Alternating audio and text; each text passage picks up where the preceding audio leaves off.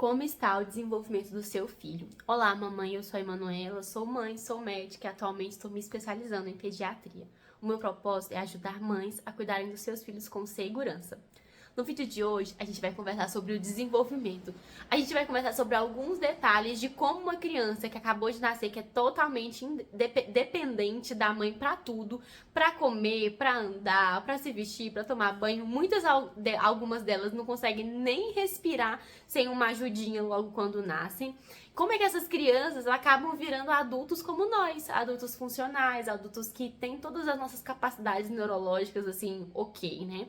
O que é totalmente diferente de outros animais, né? Se a gente comparar os nossos filhos com outros animais que já nascem aí ficando em pé, já nascem com uma capacidade de ir lá na teta da mamãe e mamar, assim, é muito diferente, né? E é muito lindo o quanto a gente consegue fazer esses pitiquinhos, né? Se tornarem funcionais ao longo da vida. E tudo isso depende muito da gente, porque as nossas crianças não aprendem a fazer nada se a gente não ensinar elas a fazerem as coisas, né? As crianças não aprendem a comer sozinha, a andar sozinha. Pode até ser que elas vão aprender aí na cabeçada, demorando muito tempo, mas assim, sem a nossa ajuda, vai ficar tudo muito mais difícil, né? E vai passar muitas coisas aí que elas não vão conseguir aprender sozinhas. E é sobre esse desenvolvimento que a gente vai conversar hoje. Eu queria começar falando sobre a neuroplasticidade, que na minha humilde opinião é um milagre, assim, de Deus, a neuroplasticidade. O que é esse nome comprido? A neuroplasticidade é a capacidade que os nossos neurônios, que as nossas células nervosas do nosso sistema neurológico tem de fazer várias funções, assim, de se adaptar. Por exemplo, uma criança que nasceu e teve um sofrimento fetal, teve alguma complicação na barriga da mamãe, ou logo depois que nasceu, e ela acabou perdendo algum neurônio, né? Algum pedaço do cérebro dela morreu, ficou mais lesionado, né? O resto do cérebro, a parte boa dos neurônios dela, consegue muitas vezes fazer a função daquela parte que sofreu, e essa criança fica sem sequelas nenhuma. Essa criança vive a vida como se nada tivesse acontecido. Isso é muito comum de acontecer com as nossas crianças e isso é um milagre. Esses neurônios do começo da vida, eles são muito adaptáveis e é por isso que uma criança ali até os 2 anos de idade é uma idade crucial para a gente ensinar tudo que a gente quiser ensinar para essas crianças, assim, em línguas estrangeiras, por exemplo, habilidades diferentes, habilidades musicais. As crianças aprendem com muita facilidade por conta dessa neuroplasticidade, dessa capacidade de absorver informações ali nos 2 anos de vida, que é quando o sistema neurológico das nossas crianças está se desenvolvendo. A gente precisa na vida desenvolver 4 grandes habilidades cognitivas, vamos dizer assim.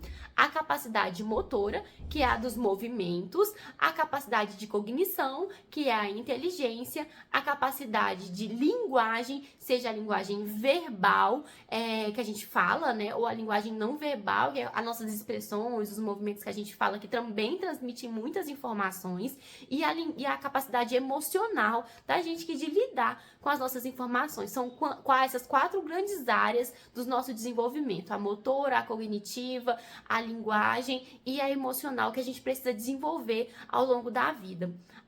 Tanto a capacidade motora quanto a de linguagem são as que as crianças vão desenvolver principalmente ao longo dos 3 primeiros anos de vida dela. Então, são as que a gente vai ver assim muito mais melhorar nos 3 primeiros anos de vida, as que a gente vai ensinar muito mais para os nossos filhos, e depois que eles estiverem maiorzinhos, eles vão aprender o desenvolvimento da cognição deles e da inteligência emocional, né, de lidar com as emoções dele.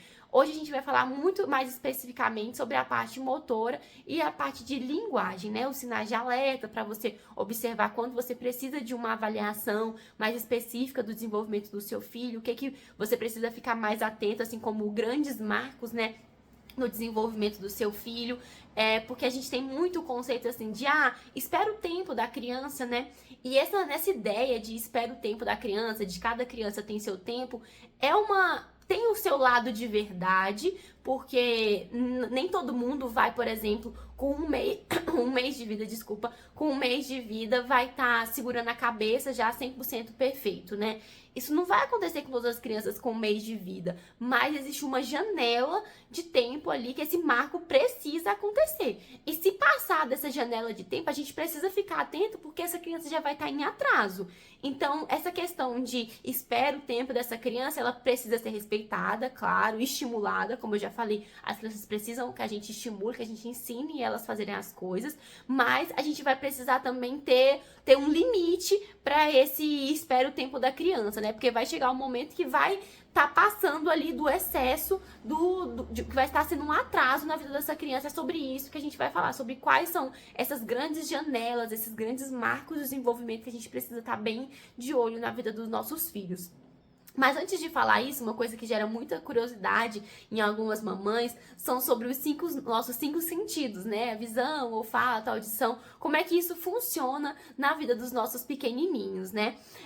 Eu vou conversar com vocês agora um pouquinho sobre quando é que eles surgem, né? Acho que o da visão eu vou deixar por último, que é o mais, assim, o mais perguntado pelas mamães. Em relação à audição, as crianças, desde quando estão na nossa barriga, elas já são capazes de ouvir. Elas ouvem ali o barulho dos nossos vasos sanguíneos, do nosso coração e também o barulho da nossa voz. Então, ali, depois das 13 semanas de gestação, as crianças já têm uma resposta auditiva. Então, é por isso que é muito importante a gente conversar com nossos filhos ainda na barriga, para ele ouvir o som da nossa voz, que o papai converse com essa criança, para quando a criança nascer, ela reconhecer o som da voz do papai. A gente ler coisas que a gente gosta para os nossos filhos lerem em voz alta, que a gente vai estar envolvendo a criança nesse momento, e tudo isso a criança já entende mesmo dentro da nossa barriga, porque a audição já está funcionando. Inclusive música que você gosta de ouvir, para ensinar que aquela música para o seu filho é uma música que te acalma, porque aquilo tem chance de, quando ele nascer, ser uma música também que vai acalmar o seu filho. Então, em relação à audição, já funciona desde a barriga da mamãe. Em relação ao olfato, desde a 28ª semana de gestação, as crianças já são capazes de sentir alguns odores que são passados através da placenta. Então, olha isso. E a questão do olfato para nossas crianças é muito importante também na introdução alimentar, porque muitas vezes as crianças rejeitam os alimentos não só pelo sabor do alimento, mas principalmente pelo cheiro que aquele alimento traz. Então, as crianças têm muito essa memória olfativa, sabe? Tanto é que quando elas nascem, elas, já dando spoiler, elas não enxergam muito bem, mas elas elas conhecem a mãe pelo cheiro que a mãe tem, porque dentro da barriga elas já conseguem sentir muitos cheiros diferentes, porque a placenta é permeável para essa transferência de odores quando a criança está na nossa barriga. Em relação à questão da visão, né, já pra gente já dar o spoiler, que é o mais perguntado, a visão ela vai ser o último sentido que vai ser desenvolvido na vida das nossas crianças. As crianças, quando elas têm por volta de um mês de vida, elas conseguem enxergar uma distância só de 25 a 30 centímetros de distância. E elas não enxergam todas as cores. Por isso que a gente, em consultas assim de desenvolvimento, de acompanhamento das nossas crianças, a gente recomenda muito que a mãe dê livrinhos em cores preto e branco para as crianças, porque é uma cor que se destaca muito mais na visão da criança. Depois é que ela vai aprendendo a ver mais as cores diferentes, assim, os destaques das cores. Mas logo quando ela nasce, ela tem esse vamos dizer assim, esse comprometimento, né? Ainda tá desenvolvendo tanto a questão da distância que ela vai enxergar, quanto quais são as colorações que ela consegue enxergar. E ali, por volta do 6º mês de vida, elas conseguem fixar melhor o olhar, enxergar mais as coisas, mas a visão só vai estar 100% formada, vamos dizer dessa forma, vai estar 100% uma visão de adulto ali por volta dos 3 anos, 5 anos de idade. Em relação ao paladar dessas crianças, a gente também consegue, através da placenta, transmitir essas informações de sabores para os nossos bebês dentro da nossa barriga. E por isso, muitas crianças nascem com algumas preferências de alimentos que, assim, isso não é motivo para, na introdução alimentar, a criança rejeitou um alimento, a gente nunca mais vai oferecer. Não é assim que funciona. A gente vai precisar, muitas vezes, oferecer um tipo de alimento específico, muitas mais vezes, porque a criança tem um tipo de preferência, não necessariamente pelo sabor, mas pela consistência e tudo, mas pelo sabor existe também, porque desde a barriga as crianças já conseguem ter o contato com esse sabor. E o tato da criança também, a sensibilidade ao toque também acontece dentro da barriga já também. Apesar de a criança estar no meio líquido ali, mas ela consegue, ela coloca a boquinha na boca, então ela tem esse reflexo de sucção dentro da barriga, que é uma coisa que acalma muito os bebês. Então, assim, os 5 sentidos, eles vêm, a criança nasce com eles não muito todos aprimorados, né? Principalmente a visão não tá muito aprimorada, mas ela nasce com esses 5 sentidos, que é o que vai ajudar ela nesse desenvolvimento, que a gente vai conversar agora sobre os sinais de alarme para cada idade. Então, lembrando, a gente precisa respeitar o tempo das crianças, sim. Nem toda criança faz tudo na mesma idade. Algumas crianças são mais precoces, outras crianças são mais tardias, mas a gente precisa ficar atenta nas grandes janelas, os marcos de desenvolvimento, porque eles vão nos alertar, por exemplo, para transtorno de desenvolvimento, se essa criança precisa de uma investigação mais intensa. Então, fica muito atenta nisso que a gente vai conversar agora, porque isso determina muitas doenças que precisam ser diagnosticadas e a gente precisa de fazer intervenções para evitar complicações, né? Evitar perder o timing de a gente agir na vida dessas crianças. Então vamos lá. Um bebê que chegou, tá lá, nasceu, passou 1 mês, 2 meses, 3 meses. A gente vai dividir aqui por trimestres. Então, um bebê de 0 a 3 meses de vida. O bebê chegou nos 3 meses de vida. O que a gente vai preocupar se essa criança ainda não estiver fazendo, né? Primeira coisa que é relacionado à linguagem das nossas crianças, né? O sorriso social. É a criança olhar para a face humana quando você coloca o rostinho ali perto do seu filho e ele esboçar um sorriso. É um meio de linguagem já que os nossos filhos estão desenvolvendo. E quando a criança chega em 3 meses e ela não tem esse sorriso social, é um sinal de alerta.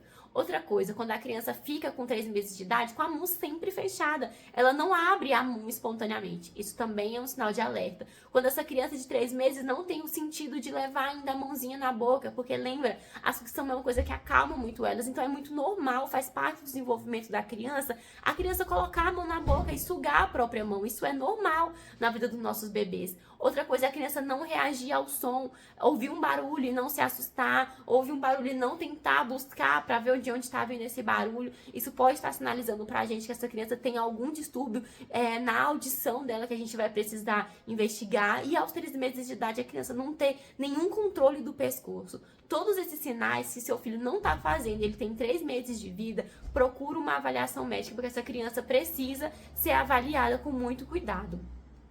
Passou o primeiro trimestre, seu filho fez todas essas coisas que a gente está conversando. Ali entre o segundo semestre de vida, que é entre os 4 a 6 meses de vida, o que essa criança com 6 meses precisa estar fazendo?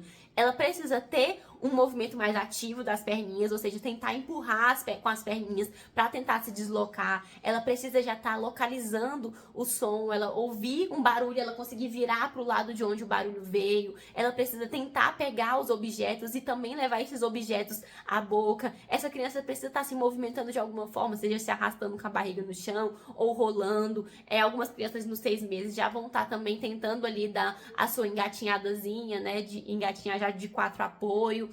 Ela precisa estar se movimentando de alguma forma. E a criança que não leva os objetos à boca, como a gente falou, porque vai ser nesse período ali do segundo trimestre de vida, a criança, ela tá explorando o mundo pela boca, né? Então ela já tá ali com uma visão melhor, conseguindo enxergar melhor as coisas, e o sentido dela vai ser sempre levar as coisas à boca. Então, se a criança com 6 meses de idade, ela não passou por esse período de ainda colocar as coisas na boca tudo, de tentar alcançar, de tentar pegar, é um sinal de alarme que a gente precisa investigar.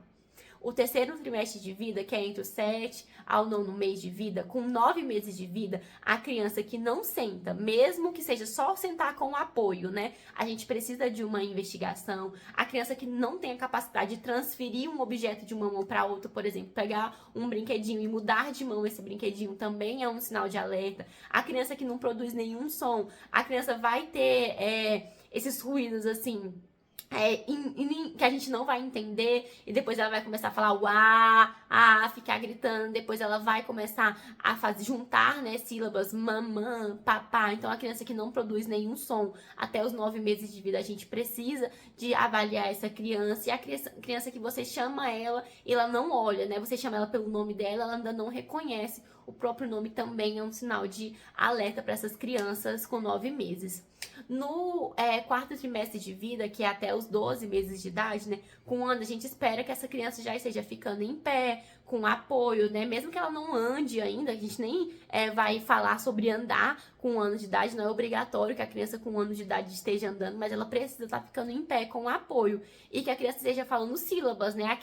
Essas vocalizações que a gente não... que é a linguagem deles, vamos dizer assim, né? Mas que depois vira as vogais, que depois vira as sílabas. Com um ano de idade, a gente já espera que essa criança pelo menos consiga duplicar as sílabas, mamã, papá, como eu já citei aqui pra vocês, né? E outra coisa é apontar o objeto, ela apontar o que ela quer com um ano também é um marco muito importante.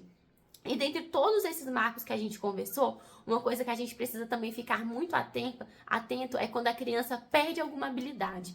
A criança conseguia, por exemplo, duplicar sílabas vamos supor, com 9 meses de idade, ela conseguia falar um mamã, um papá, e aí ela perde essa habilidade e volta só a vocalizar vogais, né? Só fazer as vogais prolongadas. Isso é perder uma habilidade e isso é um sinal de alarme para qualquer idade. Então, sempre quando o seu filho perde alguma habilidade, você precisa de fazer uma investigação nele, porque isso é um sinal de alarme muito importante para qualquer faixa etária, tanto para os bebês pequenos quanto para as crianças maiores.